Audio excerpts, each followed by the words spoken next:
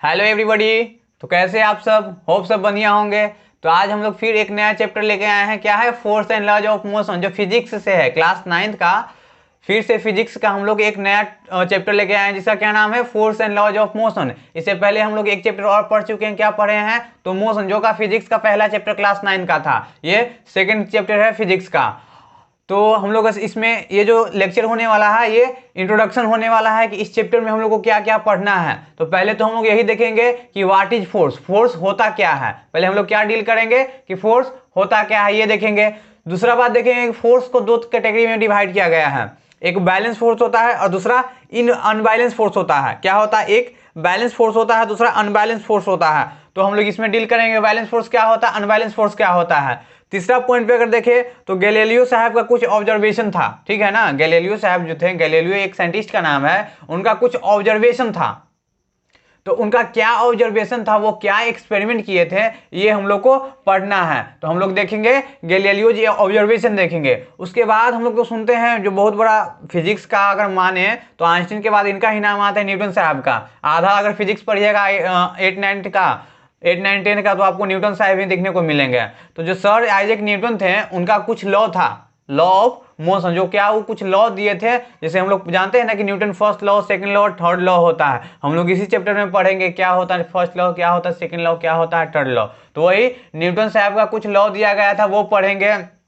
तो पहला लॉ क्या था? तो न्यूटन फर्स्ट लॉ हम लोग देखेंगे कि मोशन का न्यूटन का जो फर्स्ट नियम था वो क्या कह रहा है। उसके बाद हम लोग क्या करेंगे ना कि फर्स्ट लॉ को हम लोग डिफाइन करेंगे। न्यूटन फर्स्ट लॉ को क्या करेंगे? डिफाइन करेंगे कि न्यूटन फर्स्ट लॉ कैसे डिफाइन होता है और क्या क्या चीज हम लोग को न्यूटन फर्स्ट लॉ देता है, ठीक है ना। उसके बाद हम लोग पढ़ेंगे कि इनर्शिया क्या होता है, इनर्शिया क्या होता है और कितने तरह की इनर्शिया होता है। तो अगला जो टॉपिक देखेंगे तो इनर्शिया क्या होता है और टाइप्स ऑफ इनर्शिया देखेंगे, कितने तरह का इनर्शिया होता है। फिर हम लोग देखेंगे कि मास क्या होता है, क्या देखेंगे कि मास क्या होता है। तो हम लोग 7वां टॉपिक यही कवर करेंगे कि इनर्शिया क्या होता है और मास क्या होता है। उसके बाद हम लोग देखेंगे लीनियर मोमेंटम किसको बोला जाता है, कि लीनियर मोमेंटम किसको बोला जाता है। फिर देखेंगे कि law of conservation of linear momentum, जो लीनियर मोमेंटम है उसको कैसे, वो कैसे कंजर्व होता है, ये देखेंगे कि लीनियर मोमेंटम एक जगह से दूसरी जगह कोई बॉडी मूव करता है तो कैसे कंजर्व रहता है, ये देखेंगे। उसके बाद न्यूटन सेकंड लॉ आता है। न्यूटन फर्स्ट लॉ तो पढ़ लिए, उसका एप्लीकेशन भी देख लेंगे, उससे क्या क्या चीज हम लोग को मिलता है न्यूटन फर्स्ट लॉ से देख लेंगे।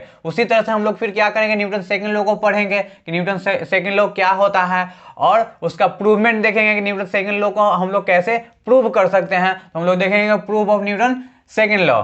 उसके बाद देखेंगे कि न्यूटन जो सेकंड लॉ है उसका कहाँ कहाँ एप्लीकेशन है डेली लाइफ में। उनका जो न्यूटन का जो सेकंड लॉ दिया हुआ था, उनका कहाँ कहाँ एप्लीकेशन किया जाता है, मतलब कहाँ कहाँ यूज किया जाता है, वही हम लोग देखेंगे एप्लीकेशन ऑफ सेकंड लॉ। उसके बाद हम लोग पढ़ेंगे, सेकंड लॉ तो पढ़ लिए हैं, उसका एग्जांपल भी सेकंड लॉ के देख लेंगे क्या क्या एग्जांपल होता है, फिर एप्लीकेशन देख लेंगे। उसके बाद बढ़ेंगे क्या, तो न्यूटन थर्ड लॉ में चलेंगे। तो थर्ड लॉ को पहले डिफाइन करेंगे, फिर क्या करेंगे, तो वही न्यूटन थर्ड लॉ हुआ, थर्ड लॉ ऑफ मोशन। उसके बाद फिर क्या करेंगे ना कि उसका कुछ एप्लीकेशन देखेंगे। न्यूटन सेकंड जो सेकंड लॉ के कैसे देखे थे एप्लीकेशन, उसी तरह से न्यूटन थर्ड लॉ का भी हम लोग क्या करेंगे, एप्लीकेशन देखेंगे। एप्लीकेशन देखे कुछ कुछ न्यूमेरिकल करेंगे हम तो। और आप लोग तो जान ही रहे हैं कि ये सीरीज चल रहा है, जो पहले हम लोग लेक्चर दे रहे हैं, ठीक है। उसके बाद जो इस चैप्टर से एनसीईआरटी का जितना भी सॉल्यूशन है, एक्सरसाइज प्लस इंटरनल भी क्वेश्चन दिया रहता है, वो भी हम लोग सोल्व कर रहे हैं। और एक्सरसाइज जो होता है उसको भी हम लोग सोल्व कर रहे हैं। प्लस जो एमसीक्यू होता है, मल्टीपल चॉइस क्वेश्चन जो होता है, उसका भी हम